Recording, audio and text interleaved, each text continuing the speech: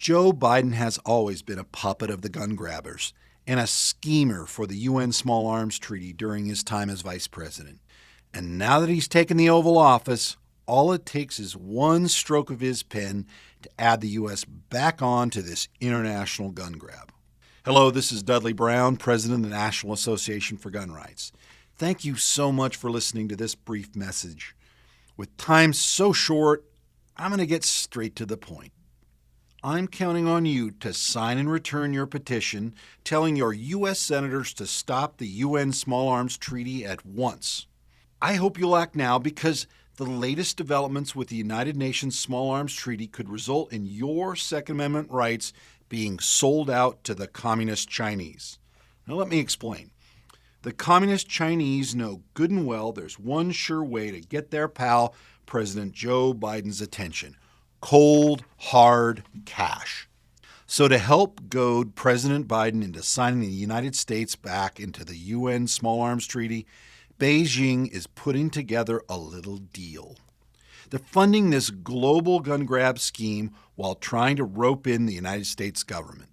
In fact, according to the Arms Trade Treaty's own website, China is now the largest funder of the UN Small Arms Treaty, radically outspending every other country in the world.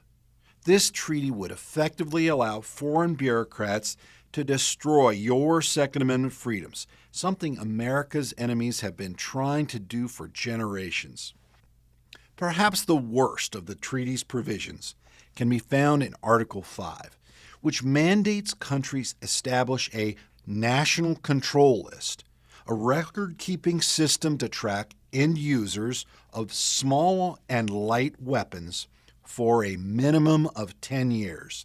This is an international gun registry, clearly designed to include detailed information on American gun owners. Imagine what President Joe Biden and Vice President Kamala Harris would do with that information. Imagine what foreign dictators and governments, like the Communist Chinese, who clearly want this treaty badly, could do. You and I both know gun registration is just the first step toward outright confiscation. All President Joe Biden has to do is sign back onto the treaty and let Communist China take the reins in this global gun control scheme designed to ultimately bring the U.S. to its knees and disarm American citizens. And they're also counting on Vice President Kamala Harris to secure the votes in the U.S. Senate to ratify the treaty so it can be enforced right here in America and satisfy the globalist agenda.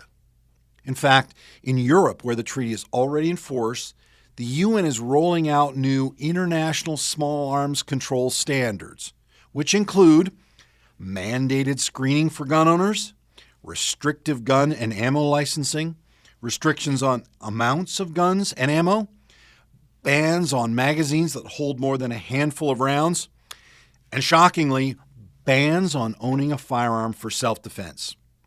Thankfully, the decades-long efforts of the National Association for Gun Rights prevented the UN Small Arms Treaty from taking a foothold in America, until now.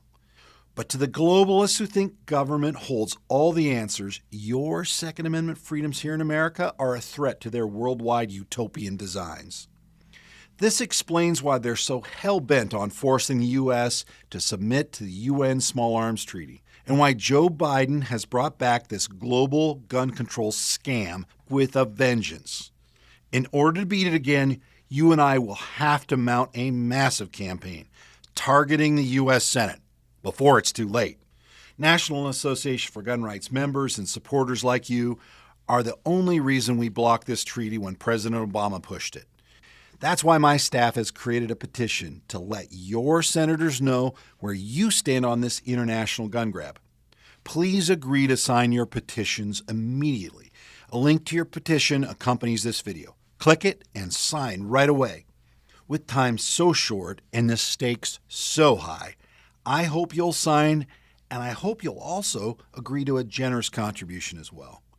The truth is, we don't have billionaire financiers like George Soros or Michael Bloomberg, like the anti-gun globalists do. And quite frankly, that's fine. I'd rather have good folks like you on my side. But that means it's all the more crucial that Second Amendment supporters give as generously as possible.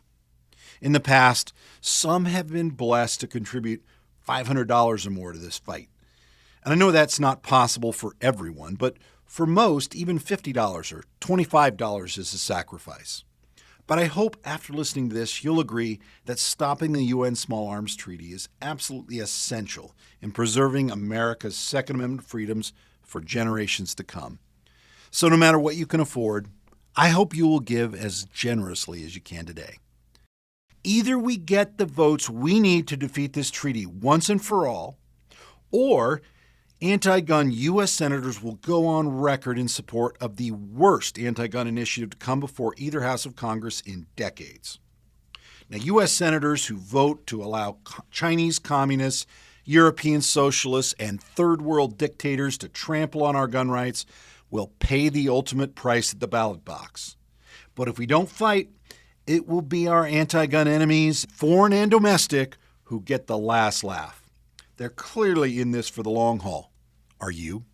Thank you in advance for your action and continued support.